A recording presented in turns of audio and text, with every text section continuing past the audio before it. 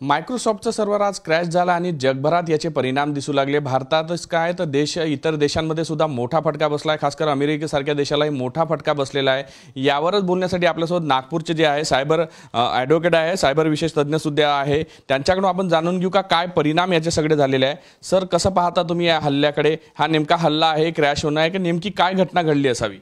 हे बघा, आत्ता ताबडतोब याबद्दल आपण काही भविष्य वर्तवणं हे माझ्या मते एक धाडसाचं विधान राहील।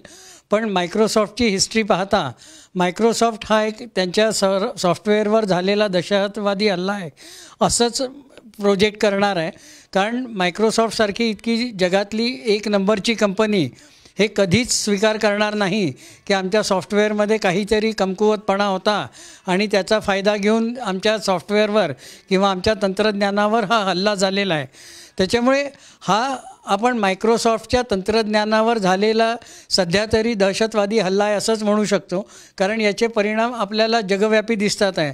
जगभरातल्या विमानसेवा, बरेच ठिकाणचे स्टॉक एक्सचेंजेस, बऱ्याच ठिकाणच्या बँका या सॉफ्टवेअरवर झालेल्या हल्ल्यामुळे प्रभावित झालेल्या आहेत।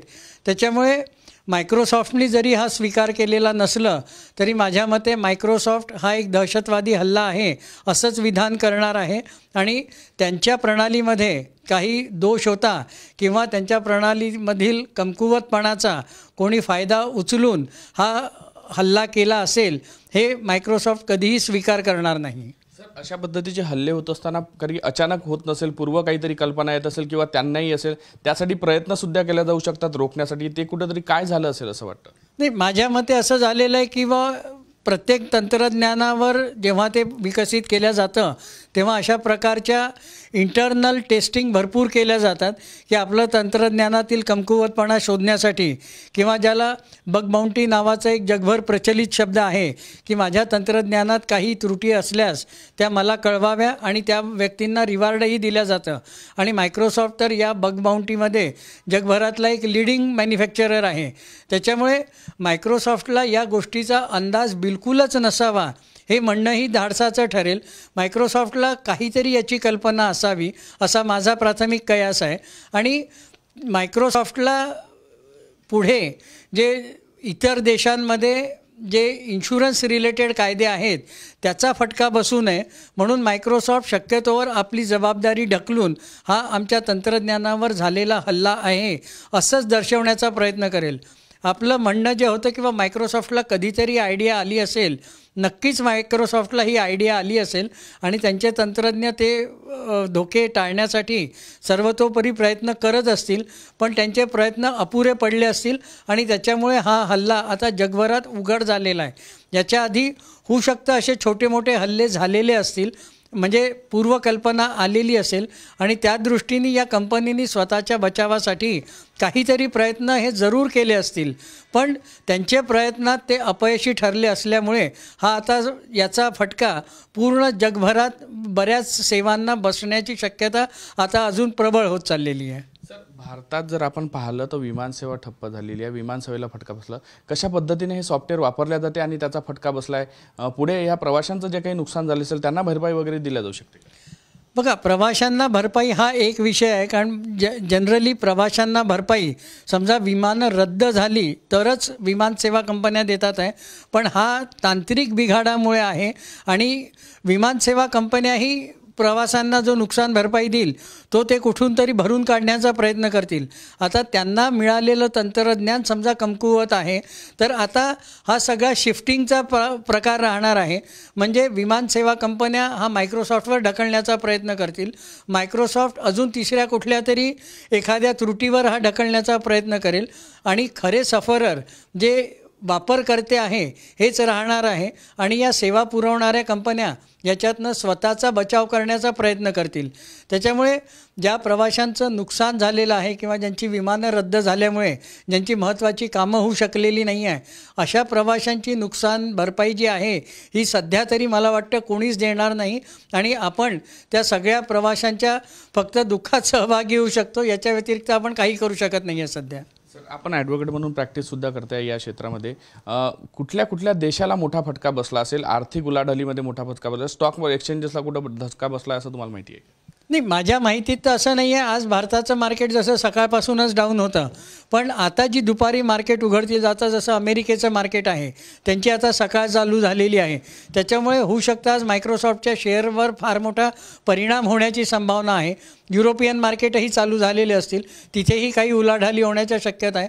आणि तंत्रज्ञानातली नंबर 1ची जी कंपनी आहे, या कंपनीवर समजा असा अटॅक झाला तर पूर्ण तंत्रज्ञान क्षेत्रातल्या म्हणजे कंपन्यांच्या विश्वासार्हतेवर एक प्रश्नचिन्ह निर्माण होण्याची शक्यता आहे. आणि त्याच्यामुळे होऊ शकतं की तंत्रज्ञान क्षेत्राशी निगडीत ज्या कंपन्या आहे त्यांचे शेअर बऱ्यापैकी आता खाली उतरू शकतात, असा एक कयास आहे. म्हणजे सर, भारतात किती मोठं नुकसान झालं असेल असं वाटतं? एक साधारण अंदाज जर काढायचा झाला तर सगळेच विमानतळांना फटका बसला. नाही, विमानतळांचा फटका पाहिला तर एअरलाईन्सच्या ज्या कंपन्या आहे यांचे आकडे ताबडतोब आता जाहीर होतीलच, कारण किती विमानं रद्द झालेली आहे, किती उड्डाणं रद्द झालेली आहे आणि त्याचा कास्केडिंग इफेक्ट काय होतो, याचा कास्केडिंग इफेक्ट हा 2-4-5 दिवसांनी आमच्या लक्षात येईल. त्याच्यामुळे आत्ता तरी याचा कयास बांधणं माझ्या मते हे धाडसाचं ठरेल.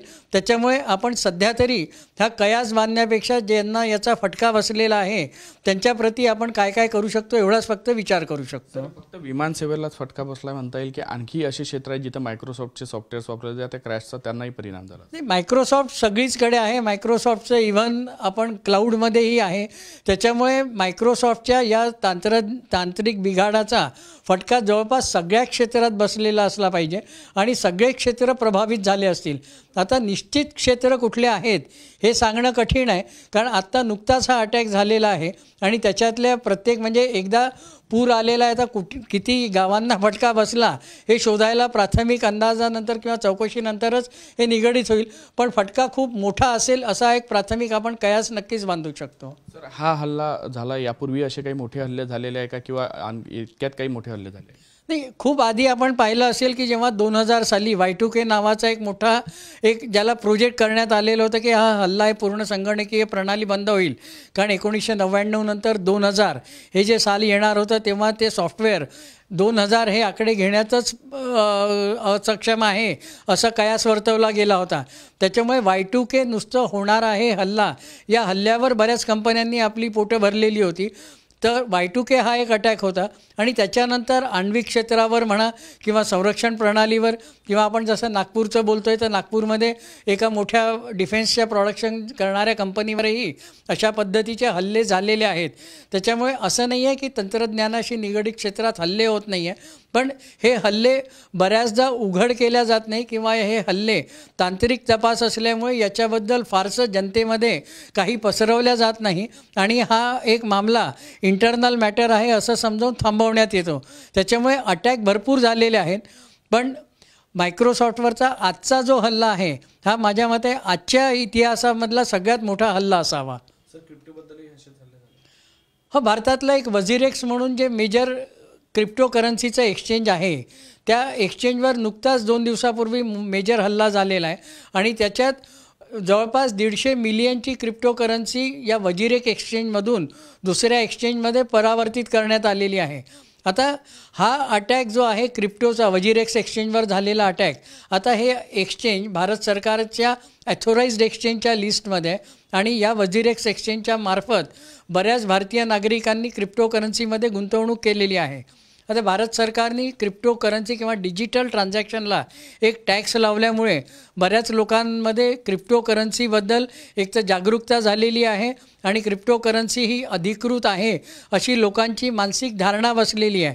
मग ज्या लोकांनी या क्रिप्टोकरन्सीमध्ये पैसा गुंतवला होता अशा त्या एक्सचेंजवरच झालेल्या हल्ल्यामुळे जी क्रिप्टोकरन्सी त्यांच्या खात्यातून परस्पर गहाळ झाली, म्हणजे याचं आपण वेगळ्या पद्धतीने पाहायचं तर एखाद्या बँकेवर दरोडा पडलेला आहे आणि त्या बँकेत असलेल्या लाखो लोकांच्या ठेवी नाहीशा झालेल्या आहे. आता लोकांजवळ फक्त त्या ठेवीचा रेकॉर्ड आहे, पण बँकेजवळ त्याचं काहीच नाही आहे. त्याच्यामुळे ही जी जशी परिस्थिती होऊ शकते तशी ही या वजिरेक्सवर झालेल्या हल्ल्यामुळे ती परिस्थिती झालेली आहे. आणि आता या 2 अटॅकमध्ये काही लिंक आहे नाही आहे हे आत्ताच आपण सांगू शकत नाही, पण सगळ्यात महत्त्वाचं याच्यात प्रश्न जो निर्माण होतो आहे हा सगळीकडे संगणकीय आपण प्रणाली वापरत आहोत. सगळ्या छोट्या छोट्या व्यवहारांमध्ये संगणकीय प्रणालीचा वापर करतो आहे आणि या प्रणालीवर होणाऱ्या हल्ल्यामुळे काय काय नुकसान होऊ शकतं, याचे परिणाम काय काय आम्हाला भोगावे लागू शकतात, हे आत्ता कुठे हळूहळू जगजाहीर होत आहे. त्याच्यामुळे सगळेच व्यवहार हे संगणकीय माध्यमातून करून हे तर एक उघड हल्ले होतात आहे आणि याच्या व्यतिरिक्त संगणकीय गुन्हेगार जे छुपे हल्ले करतात आहे त्याच्यामुळे किती नुकसान होतं आहे हेही आता माझ्या मते क्वांटिफाय करणं किंवा त्याचीही एक अनुमानित रक्कम बांधणं हे थोडं काळाची गरज ठरणार आहे. नक्कीच हा जो हल्ला झालेला आहे त्याचे परिणाम जे आहे ते हळूहळू दिसायला लागतील आणि किती नुकसान झालं हे सुद्धा भविष्यात आपल्याला कळेलच. मात्र आजचा हल्ला जो होतो तो इतिहासातला सर्वात मोठा हल्ला असा दावा जो आहे ॲडव्होकेट जे आहे महेंद्र लिमये यांनी आपल्याशी बोलताना केला आहे. व्हिडिओ जर्नलिस्ट सौरभ भोलेसह पराग डोबळे, साम टीव्ही न्यूज, नागपूर. देश विदेशातील प्रत्येक घडामोडींचे लाईव्ह अपडेट मिळवण्यासाठी आता साम टीव्हीच्या सर्व सोशल मीडिया प्लॅटफॉर्मला लाईक, फॉलो आणि सबस्क्राईब करा. तसंच सर्व नोटिफिकेशनसाठी बेल आयकॉन प्रेस करायला विसरू नका.